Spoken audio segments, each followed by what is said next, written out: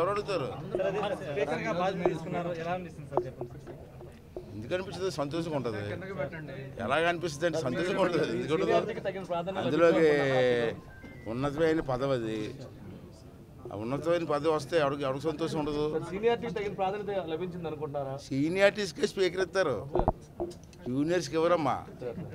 సీనియారిటీకి ఇవ్వాలి కాబట్టి సీనియారిటీకి ఇచ్చారు.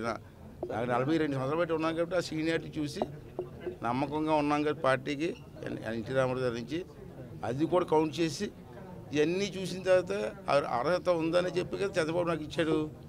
నా భుజాల మీద బాధ్యత పెట్టారు. ఆ బాధ్యతని సక్రమంగా చేసి ఒక మంచి స్పీకర్ గుర్తింపు తెచ్చుకోవాలని ఆశ కూడా నాకు ఉంది. దానికోసం నేను ప్రయత్నం చేస్తాను.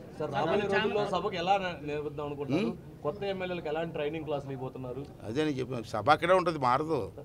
కొత్త సభ ఏం కట్టమంటారేమో. సభ అక్కడే ఉంటుంది. కొత్తగా ఎమ్మెల్యేలు 88 మంది వచ్చారు ఈ సభకి.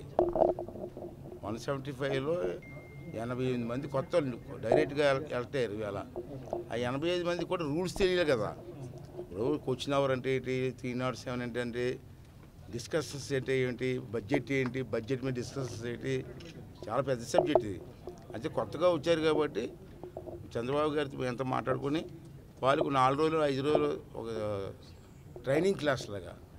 ఎన్టీ రామారావు గారి టైంలో ఒక 12 రోజులు ట్రైనింగ్ ఇచ్చారు ఎమ్మెల్యేలకి.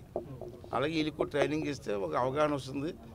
వాళ్ళ ఏరియాలో ఎన్ని సమస్యలు ఉంటే ఆ సమస్యలని అసెంబ్లీలో మాట్లాడగలిగితే అక్కడే మంత్రి ఉంటాడు, అక్కడే సెక్రటరీలు ఉంటారు కాబట్టి ఇమీడియట్గా పరిష్కారం చేసుకో అవుద్ది. అంచేది ఆ అనుభవం ఉండదు కాబట్టి వాళ్ళు కూడా చెప్పారు, అమ్మ మీకు ఎవరికైనా ట్రైనింగ్ క్లాస్ కావాలి చెప్పండి, నేను ఏర్పాటు చేస్తాను అని చెప్పారు.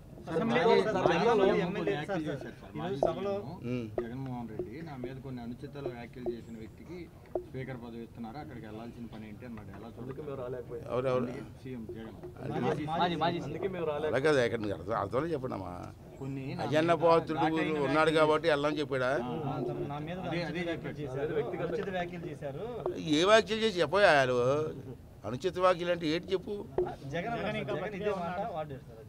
దెయ్యం వేదాలు మళ్ళీ వలిస్తే ఎలా ఉంటుందా? జగన్ మీద 35 క్రిమినల్ కేసులు ఉన్నాయి. అతను నీతి మాట్లాడుతారా, వేదాలు మాట్లాడతారా? సిగ్గులేదు. మీరు అడగడం తప్పే, ఆడు చెప్పడం తప్ప.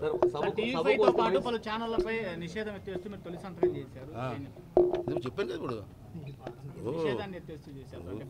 టీవీ ఛానల్స్ అంటే రకరకాల ఛానల్స్ ఉంటాయి, రకరకాల యజమానులు ఉంటారు. ఆ యజమానులు కూడా రకరకాల పార్టీల్లో ఉంటారు. ఏ పార్టీలో ఉన్న యజమానులు ఎవరైనా ఛానల్స్కి ఇవ్వాల్సిన విలువ ఛానల్స్కి ఇవ్వాలి. ఆ గౌరవ పార్లమెంట్లో ఇస్తారు, ఎక్కడైనా ఇస్తారు. అలాంటిది 3 ఛానల్స్ మీద ఎందుకు? TV5, ఈనాడు, ఆంధ్రజ్యోతి మీద ఎందుకు నిషేధించను?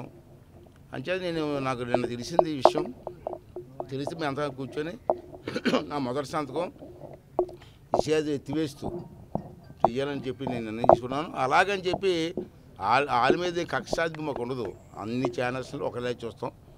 ఆ గౌరవం అందుకుంటారు లేదా పోతారు. రాబోయే రోజుల్లో వైసీపీ సభ్యులకు ఎలాంటి ప్రాధాన్యత ఇవ్వబోతున్నారు? స్పీకర్ హోదాలో దాంట్లో వేసి ఊరిగం తీసుకొస్తాం. అదే ఎమ్మెల్యేలుగా మాతో కూడా వస్తారు, కూర్చుంటారు, చర్చిస్తారు. వాళ్ళకి వచ్చిన అయితే నేను అవకాశం ఇస్తాను. అందుకే బ్యాండ్ పెట్టి తీసుకొస్తాం. అంటే ఎవరు అధికార పక్షం అన్నాడు, వాళ్ళు ఇవ్వలేదు. అలాగని చెప్పి మేము చెయ్యం. నేను నిన్న చెప్పాను, నేను మొన్న ప్రెస్లో కూడా చెప్పాను, మా సభ్యులకి ఎంత ప్రాధాన్యత ఇస్తామో అదే ప్రాధాన్యత వాళ్ళకి కూడా ఇస్తాం. నేను ఎవరో అన్నారు ప్రతిపక్షం అని. ప్రతిపక్షం హోదా ఎక్కడ ఉంది వాళ్ళకి? ప్రతిపక్షం పిలకూడదు, మీరు కూడా పిలకూడదు. ప్రతిపక్ష హోదాకి నెంబరింగ్ ఉంటుంది. ఆ నెంబరింగ్ అతను రాలే, ప్రతిపక్షాలు అంటారు. అయినా సరే నాకు అభ్యంతరం లేదు, మా నాయకులకి అభ్యంతరం లేదు. మా ఎమ్మెల్యేకి ఎలాంటి అవకాశం ఇస్తాం అదే అవకాశం ఇస్తాం. వాళ్ళు ఏ క్వశ్చన్ వేసినా మాట్లాడే అవకాశం కూడా ఇస్తాం.